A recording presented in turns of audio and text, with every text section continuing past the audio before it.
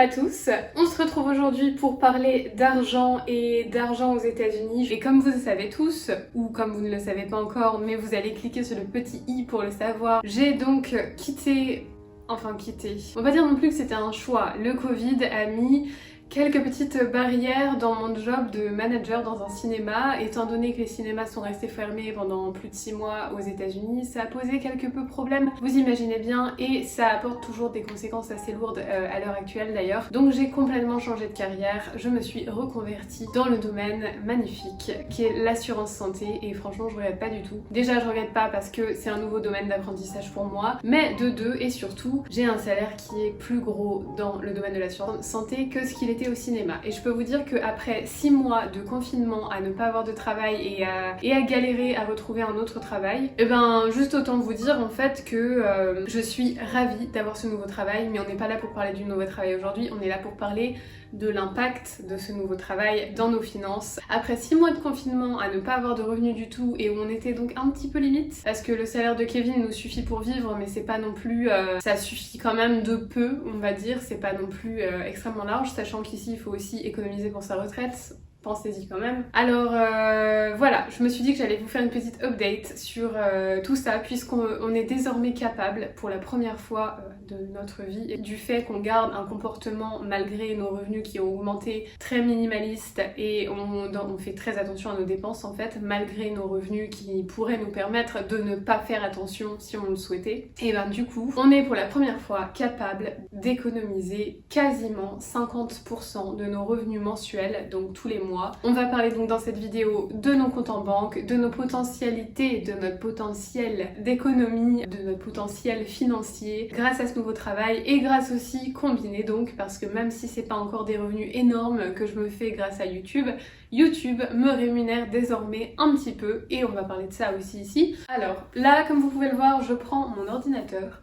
Tout simplement parce que le premier point que je vais aborder dans cette vidéo, c'est le respect d'un budget. Parce que je trouve que c'est important de voir ce qui entre et ce qui part et de quelle façon à peu près, pour se donner une sorte de marche à suivre, de guideline en fait, vous voyez combien d'argent va entrer et qu'est-ce qu'on veut en faire, et prévoir ça à l'avance pour en fait se freiner à la dépense et se dire bah ce qu'on a prévu qui partait de toute façon dans le compte épargne partira dans le compte épargne, et puis c'est tout. C'est quand même priorité numéro 1, parce que si vous avez des revenus qui ne font qu'augmenter grâce justement à des promotions professionnelles ou le fait de changer d'emploi pour un emploi qui va payer plus, mais que de l'autre côté vous dépensez aussi davantage parce que vos revenus ont augmenté, et bah forcément ça va jamais être possible d'économiser davantage. Est-ce que ça fait sens ce que je dis? Non, pas vraiment en fait, mais si, ça va aller. Je vous montre tout de suite le fichier Excel qui présente donc les revenus de mon mari et de moi-même. Déjà, pour vous donner une petite idée de ce que je gagne désormais, je gagne entre 1000... Voilà, le moins que j'ai fait c'est 1016,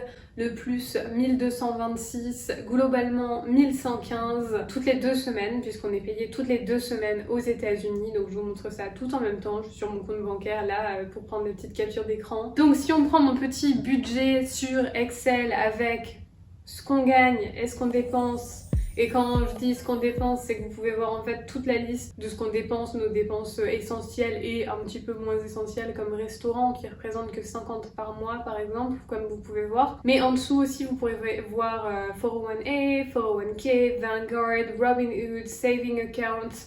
Alors ça c'est nos comptes retraite et nos comptes épargne en fait. Donc ça c'est de l'argent qui part mais pas pour de la dépense. Ensuite à droite vous pouvez voir le Monthly Budget Goal. Donc ce Monthly Budget Goal c'est l'objectif, et cet objectif fait que nos dépenses essentielles sont à 53,1% du total de nos revenus, le non essentiel à 2,8%, l'épargne retraite 22,2% et l'épargne investissement tout court 15,1%. Sachant que je mets ça comme ça, mais l'épargne, ça va pas toujours exactement de cette façon entre retraite et épargne. On change un petit peu ça parfois, ça dépend, voilà. Mais c'est globalement ce qui part dans les comptes investissement, épargne, retraite, etc. Kevin, son salaire net n'a pas changé, 3630 tout par mois donc. Et moi, c'est donc 1100 $ et quelques toutes les 2 semaines, soit 2200 par mois, auquel s'ajoute désormais 100 $ de YouTube Money. Alors, je vous ai fait une vidéo sur pour vous expliquer en fait comment ça marche, cette histoire de salaire YouTube, et pour vous montrer en fait, vous donner l'exemple de certains youtubeurs américains et vous montrer ce qu'ils gagnent. C'est assez impressionnant pour vous dire. Sachez que pour le 2e mois, je vais globalement tourner autour de 100 $ par mois à partir de maintenant, et je pense pas que ça descendra. Ça devrait aller en augmentant, jamais en descendant. C'est comme ça que ça fonctionne, voyez-vous. Mais qu'est-ce qu'on peut retenir de ce budget? Et là, c'est comme je vous dis, ça permet vraiment de mettre sur papier ce qu'on compte faire de notre argent. Ça permet donc de savoir en avance ce qu'on va pouvoir économiser et de s'y tenir. Et ça permet aussi de voir exactement, parce que vous savez, tous les mois, on a des prélèvements un petit peu n'importe comment, comme ça, dans le mois en fait. Il y a par exemple Netflix qui peut passer le 15, je sais pas, l'eau, on va recevoir la facture le 25, enfin je veux dire, il n'y a rien de... C'est pas un jour fixe, tout va tomber. On a des factures un petit peu partout et c'est important de garder trace en fait de tout ça, surtout des abonnements, parce que c'est le meilleur moyen de perdre de l'argent bêtement, d'être abonné à quelque chose, d'oublier qu'on y est abonné et d'oublier en fait de supprimer cet abonnement. Et honnêtement, 10-15 $ par là, ça s'additionne et ça fait vraiment la différence sur l'année.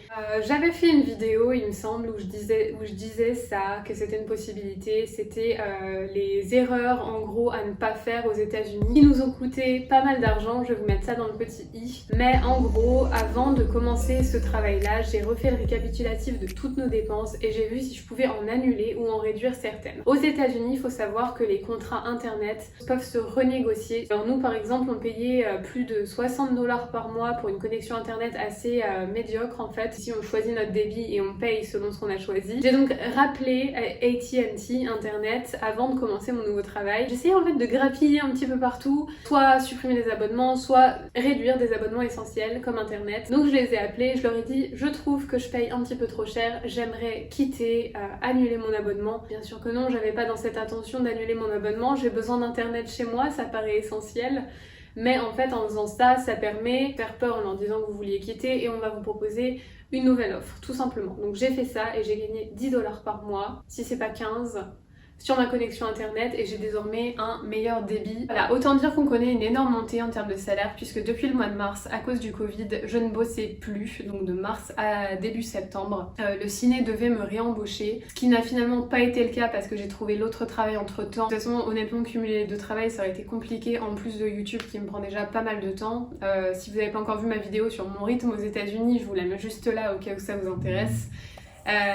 C'est quand même un certain rythme, je pense pas que j'aurais pu travailler en plus 7 jours sur 7 sans aucun repos, donc oui, il y a quand même des limites.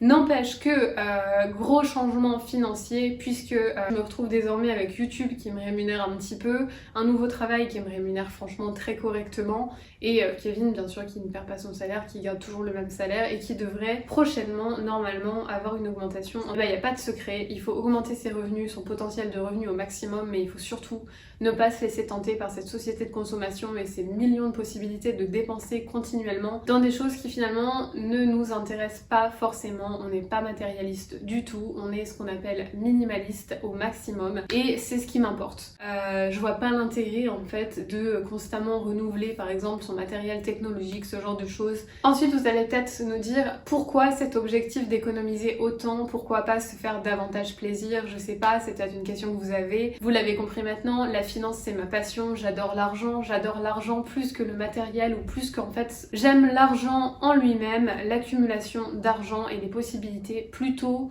qu'en fait ce que l'argent peut acheter que je trouve complètement futile. Voilà, après c'est un choix complètement personnel. Mais pourquoi donc on veut économiser autant? Tout simplement parce qu'on compte bien évidemment investir de plus en plus. On est coincé, pour ceux qui le savent, dans l'immédiat puisqu'on ne peut pas, on a l'interdiction en fait avec le visa qu'on a actuellement de faire un prêt immobilier, mais on économise en fait pour l'apport de notre premier bien immobilier qu'on espère acheter aussitôt, la carte verte obtenue quand on pourra faire en fait un crédit immobilier pour la première fois. Mais on espère pouvoir donner au moins 20% du total du bien immobilier qu'on achètera, qui va représenter pas mal puisque les biens immobiliers aux États-Unis sont quand même assez chers, surtout à Miami. Donc on estime qu'il faudrait qu'on ait au moins 50 ou 60 000 pour pouvoir mettre cet apport de 20%. Donc on espère avoir au moins 50 000 sur un compte épargne normal pour pouvoir justement faire cet apport pour ce bien immobilier. L'avantage en fait de mettre 20% directement sur l'achat d'un bien immobilier, c'est qu'on évite ce qui s'appelle le mortgage insurance, qui est une assurance obligatoire pour le crédit immobilier pour quelqu'un qui ne mettrait pas ces fameux 20% d'apport en fait sur le crédit. Et c'est pas mal cher cette assurance. Ce bien immobilier ne sera pas forcément pour nous, on compte vraiment investir dans des choses pas trop chères. On ne cherche pas le luxe, on ne cherche pas la classe, on ne cherche pas les meilleurs quartiers. On cherche le basique dans des quartiers corrects, qu'on peut louer facilement. Et le but en fait ce serait de pouvoir avoir quelque chose qui coûte pas trop cher, dans le sens où quelques années après, même 2-3 ans après, on peut déjà réinvestir. Ensuite, dernière chose, vous connaissez, et je l'ai mentionné un peu plus tôt dans cette vidéo, notre ambition de pouvoir avoir le choix. Je dis bien le choix, ça veut pas dire qu'on le fera. Je pense pas qu'on voudra prendre notre retraite à 45 ans tout pile, pas forcément du tout. Surtout que les années passent tellement vite, mon Dieu. Quelle désespérance. Mais en fait, on veut cette possibilité, si on le souhaite, de pouvoir prendre notre retraite à 45 ans. On veut pas être tenu obligatoirement par un travail éternellement. On veut... Voilà, en fait, travailler, c'est aussi passer à côté de certains moments de vie que... Enfin, je veux dire, quelqu'un qui a l'argent, qui a aucune attache, qui n'est pas obligé de travailler... Est-ce que tu vivrais pas ta vie différemment? Est-ce que c'est un besoin extrême que d'être tenu par le travail comme ça pour pouvoir s'acheter des possessions matérielles éternellement, être coincé dans un crédit maison pour une maison magnifique que au final tu passes pas tant de temps dedans que ça, puisque tu dois travailler pour payer ce crédit de cette magnifique maison dont tu ne peux à peine profiter. Enfin, je veux dire, un bien immobilier, quand on achète vraiment au maximum de ses capacités, j'ai l'impression que c'est un peu une perte, dans le sens où certes t'es propriétaire, mais même le jour où t'as fini de payer ton bien immobilier, essaie de pas payer tes impôts en fait sur ce bien immobilier, crois-moi que tu seras pas propriétaire bien longtemps après ça. Je pense que ça vaut le coup de faire le tour quand même des possibilités immenses qui sont possibles, qu'il existe. Chacun ses rêves, hein, je comprends tout à fait, tout le monde n'a pas envie de vivre un petit peu ce qu'on pourrait appeler dans la privation, et avec des projets comme Kevin et moi on a, puisque voilà, chaque être humain a ses projets et ses désirs, et c'est tout à fait normal, mais j'aime beaucoup cette façon de penser et de raisonner.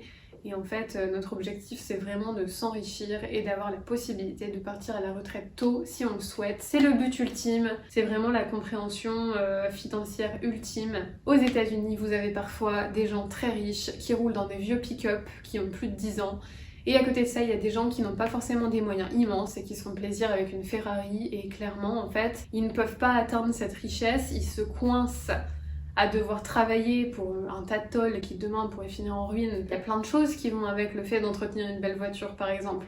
Et ça en fait c'est des entraves à la liberté financière. Après c'est est-ce que vous voulez, on n'a qu'une vie donc on en fait ce qu'on veut, est-ce que vous voulez les possessions matérielles les plus magnifiques du monde, ou alors obtenir cette liberté financière qui est bien sûr plus facilement atteignable pour quelqu'un qui n'était pas riche à la base, en faisant quand même attention. Donc l'argent de nos comptes retraites, si vous voulez en savoir plus en détail sur la retraite aux États-Unis, je vous mets un petit i juste là qui l'explique, c'est une ancienne de mes vidéos où j'explique tout. Mais sachez qu'en fait sur les comptes retraites, on place l'argent est placé en fait en bourse, sur des mutual funds, fonds communs de placement, qu'on appelle ça en français je crois, ou des ETF. Donc en fait ça permet d'avoir un taux de retour à environ 8% par an, c'est-à-dire que je le dis déjà dans d'autres vidéos, mais certaines années peuvent rapporter 30%, une autre année pourrait rapporter un seul %, mais la moyenne, en fait, sur la très longue durée, va rapporter en moyenne, donc 8% par an. Donc c'est un très bon retour sur investissement. On ne sait jamais bien sûr ce qui pourrait arriver, ça comporte les risques du marché, mais les comptes retraites aux États-Unis sont basés là-dessus. C'est comme ça que ça fonctionne en fait. De toute façon, mieux vaut essayer de doubler sa somme tous les 10 ans.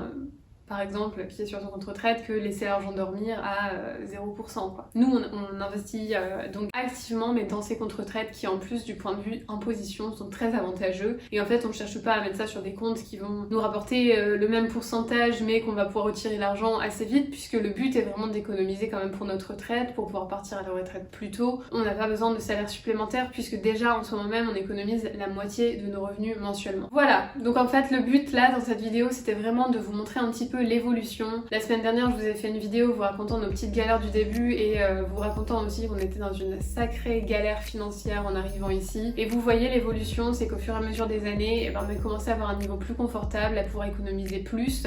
On a notamment économisé 25 000 $ l'année dernière, donc je vous avais fait une vidéo sur le sujet. Et là, on commence à avoir des objectifs encore plus hauts que ça, puisque notre situation ne fait qu'évoluer ici, et c'est ça, on est vraiment passé par le pire et progressivement on va vers le mieux. Et je ne sais pas jusqu'où monte ce palier de la réussite, mais j'espère bien plus haut. Et de toute façon, je vous tiendrai informé, puisque cette chaîne c'est pour vous parler des États-Unis, mais c'est aussi pour vous parler de finances. D'ailleurs, si vous avez aimé cette vidéo, n'hésitez pas à me laisser un petit pouce bleu. N'hésitez pas non plus à vous abonner si vous voulez pas manquer les prochaines vidéos et la suite de cette grande aventure. Je vous souhaite à tous une excellente journée. Bye bye à tous.